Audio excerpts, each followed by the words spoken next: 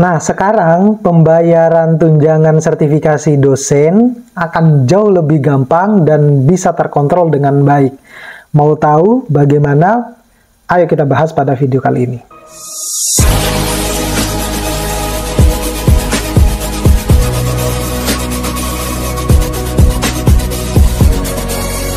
Assalamualaikum warahmatullahi wabarakatuh.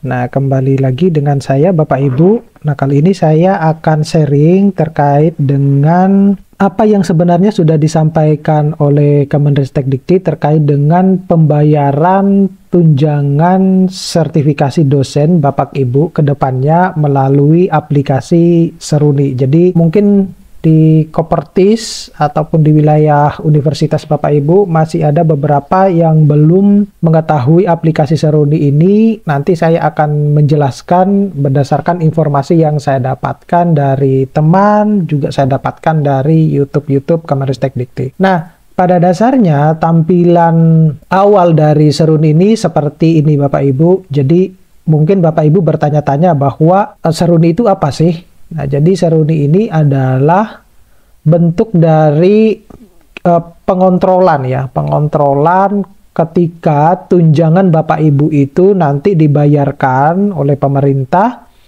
Dalam hal ini adalah tunjangan sertifikasi dosen melalui Seruni. Jadi Bapak Ibu lebih dimudahkan untuk mengontrol pembayaran yang dilakukan oleh Kemenristekdikti terhadap kinerja yang Bapak Ibu sudah lakukan selama satu semester. Sebelum kita masuk ke dalam aplikasi Seruni, yang Bapak Ibu perlu perhatikan adalah di sini ada 3 komponen yang ada di aplikasi Seruni. Dalam hal ini ada yang LL Dikti, ada yang perguruan tinggi, ada yang untuk dosen. Nah, kalau yang untuk Bapak Ibu tentunya karena bertindak sebagai dosen, oleh karena itu Bapak Ibu hanya cukup masuk ke wilayah ranah dosen ini, menu sebagai dosen.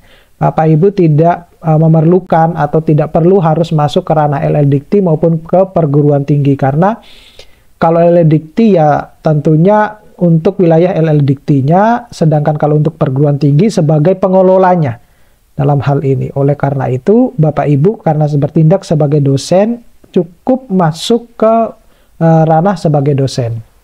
Nah, kita langsung mulai saja. Di sini, ketika Bapak Ibu mengklik dosen, menu dosen di sini, nanti di sini akan ada informasi untuk memasukkan username sama password. Nah, biasanya username sama password itu adalah NIDN. Nah, tetapi kebetulan saya sudah merubahnya. Nah, Bapak Ibu bisa mungkin merubah juga username passwordnya ya. Merubah passwordnya tetapi melalui pengelola universitasnya ya masing-masing. Nah, jadi karena mungkin Bapak Ibu juga belum menemukan buku panduan ya, buku panduan Seruninya secara garis besar ya tidak terlalu ribet lah. Ya, Bapak Ibu ketika misalnya mengalami sedikit kendala mungkin bisa langsung berkomunikasi dengan pengelola kampus yang menangani Seruni ini. Nah, jadi kembali lagi ke username sama password, Bapak Ibu tinggal memasukkan username sama passwordnya sesuai dengan NIDN masing-masing. Nah, kebetulan kalau saya sudah rubah passwordnya, kemudian yang perlu Anda perhatikan di situ ada kode captcha-nya. Nah, Bapak Ibu perlu memasukkan kode captcha secara benar biar nanti bisa berhasil masuk. Setelah itu kita login. Nah, apa yang ada di dalam aplikasi Seruni ini? Yang ada di dalam aplikasi Seruni ini adalah identitas Bapak Ibu, di mana identitas ini diambil dari aplikasi Sister.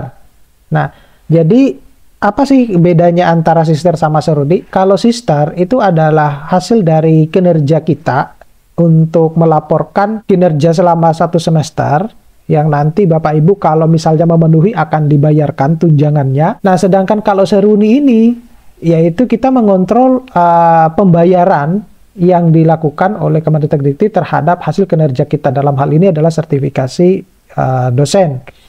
Nah, apa yang harus diperhatikan di sini? Karena ini adalah ditarik dari Sister, oleh karena itu ketika Bapak Ibu sudah diupdate oleh pengelola kampusnya, Maka Bapak Ibu tinggal hanya memasukkan username sama passwordnya, maka secara otomatis akan terisi ya. Tetapi dengan catatan kalau itu sudah dilakukan oleh pengelola masing-masing universitas. Nah, kebetulan saya sudah dilakukan pengelola universitas.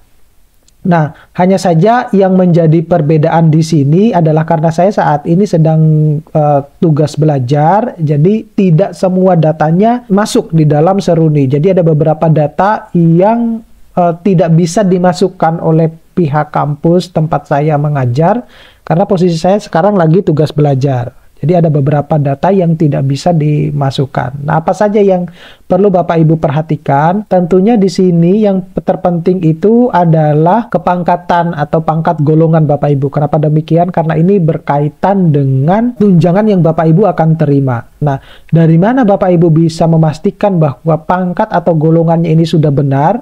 Nah, tentunya Bapak Ibu harus membuka sisternya masing-masing dulu. Nah, untuk memastikan bahwa pangkat Bapak Ibu sudah benar, di situ Bapak Ibu bisa melihat di menu sebelah kiri yang ada profile ini.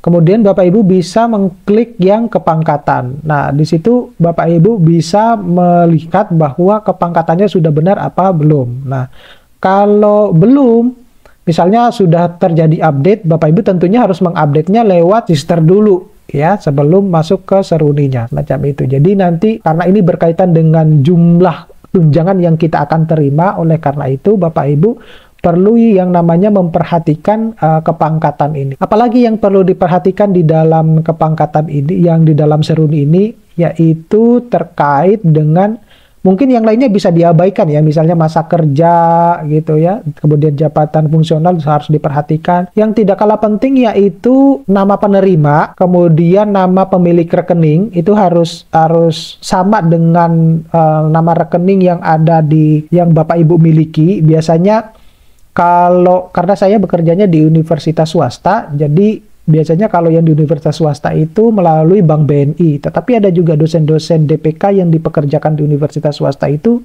mereka melalui Bank BRI. Jadi, nah seperti yang Bapak Ibu lihat di sini kan belum tertulis nih nomor rekening saya maupun nama bank saya karena posisi saya lagi tugas belajar. Jadi ada beberapa data yang memang belum bisa masuk secara full gitu ya, kecuali saya sudah lulus. Bapak Ibu harus memastikan tatkala misalnya di buku rekening Bapak Ibu itu ada titelnya, sedangkan di sini tidak ada titel, maka sebaiknya ketika Bapak Ibu mau melakukan perubahan data, lakukan perubahan data itu atas sepengetahuan dari pengelola kampusnya yang menangani Seruni masing-masing.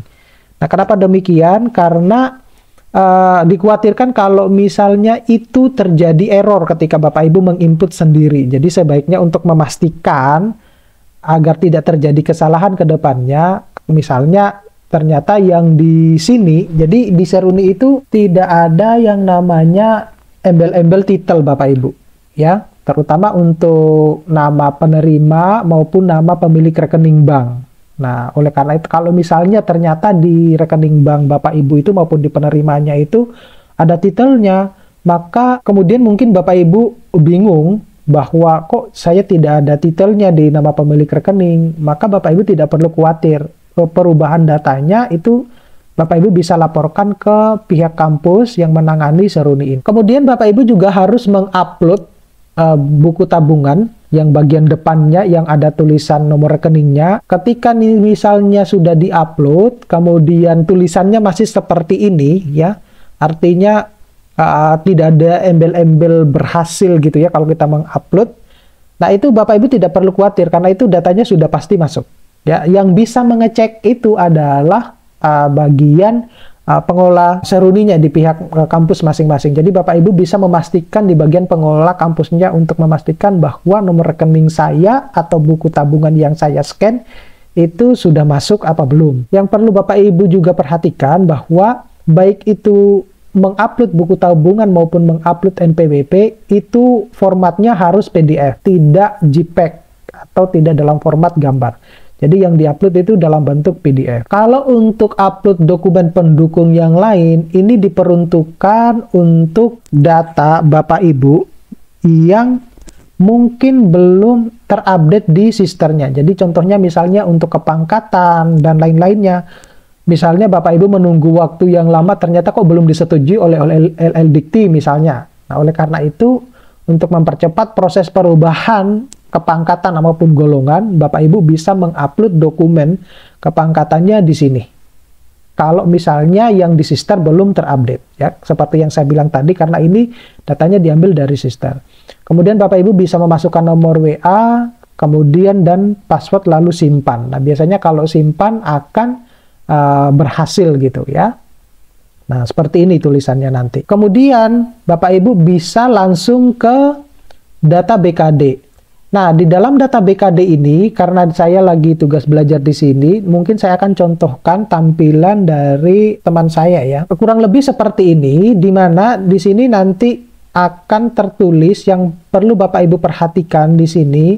Ini adalah periode di mana Bapak Ibu mengisi data BKD di sister. Jadi yang akan terbaca itu adalah yang mulai akan Bapak Ibu isi per Februari 2023 ini, yang untuk pelaporannya yang hasil kinerja dari semester ganjil kemarin, maka akan seperti ini tampilannya. Jadi yang Bapak Ibu perhatikan di sini adalah status memenuhi. Nah, seperti yang sudah saya jelaskan pada video-video saya sebelumnya yang terkait dengan pembayaran tunjangan sertifikasi dosen bagi dosen yang memenuhi, belum memenuhi maupun yang tidak memenuhi, Bapak Ibu bisa nanti lihat pada video saya yang lain ya, yang terkait dengan BKD. Namun yang perlu Bapak Ibu perhatikan di sini adalah status dari pelaporan BKD yang ada di Seruni ini. Ketika misalnya Bapak Ibu statusnya adalah M, berarti itu memenuhi, maka artinya Bapak Ibu merasa aman selama 1 semester itu. Jadi Bapak Ibu tetap akan mendapatkan tunjangan, akan dibayarkan tunjangannya selama 1 semester. Tetapi kalau misalnya statusnya adalah BM, maka tunjangan sertifikasi dosennya itu akan dipending. Ya, dipending. Tetapi dengan catatan bahwa apakah masa transisi itu sudah diberlakukan. Gitu ya Bapak Ibu. Ya, Bapak Ibu bisa lihat pada video saya yang lain ya. Nah, kalau itu dipending, artinya ketika nanti dalam periode 1 semester itu misalnya Bapak Ibu pada saat pelaporan 2023 ini ternyata statusnya belum memenuhi karena ada kewajiban khusus yang belum Bapak Ibu penuhi untuk memenuhi standar dari BKD pada periode tersebut. Oleh karena itu, pembayarannya misalnya dia akan dipending. Tetapi ketika misalnya seiring dengan berjalannya waktu, ternyata statusnya apa yang kewajiban khusus yang tadinya belum terpenuhi, sekarang sudah terpenuhi, maka akan dilaporkan oleh pengelola kampusnya bahwa yang bersangkutan sudah memenuhi standar dari kewajiban khususnya, maka secara otomatis akan dilaporkan oleh pengelola kampus dan di sini akan berubah menjadi memenuhi. Nah, ketika memenuhi itu Bapak Ibu akan kembali menerima tunjangan sertifikasi dosennya. Nah, berbeda dengan Bapak Ibu yang statusnya itu adalah tidak memenuhi. Nah, kalau tidak memenuhi berarti kewajiban khususnya itu tidak memenuhi.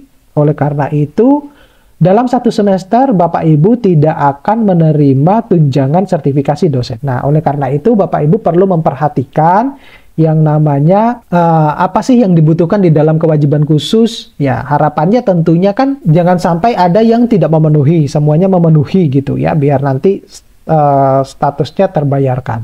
Ya, nah jadi kurang lebih semacam itu tampilan yang ada di Seruni ini. Nah, ini untuk memudahkan sebenarnya kita untuk mengontrol sistem pembayaran ya. Jadi terkait dengan rincian pencairan tunjangan di sini, nanti biasanya di sini akan berbentuk seperti tabel Bapak Ibu ya. Di sini kita terbayarkan sekian, ada pajaknya berapa. Nah, semacam itu. Tentunya pajaknya disesuaikan dengan jabatan fungsional masing-masing. Nah, tentunya kalau yang jabatan fungsionalnya lebih tinggi, kan nerima tunjangannya juga lebih besar, maka pajaknya juga akan lebih besar. Nah, semacam itu. Jadi sudah make sense lah. Jadi sudah seimbang dengan apa yang dia dapatkan. Nah, oke, kurang lebih semacam itu Bapak Ibu ya. Saya hanya sharing saja terkait dengan informasi seruni ini. Mungkin Bapak Ibu yang belum pernah menerima informasi seruni, mudah-mudahan ini bisa bermanfaat. Sampai jumpa pada video-video saya berikutnya. Jangan lupa untuk subscribe, like, share, dan komen kalau memang betul-betul video ini bermanfaat buat Bapak Ibu. Terima kasih. Saya akhiri. Assalamualaikum warahmatullahi wabarakatuh.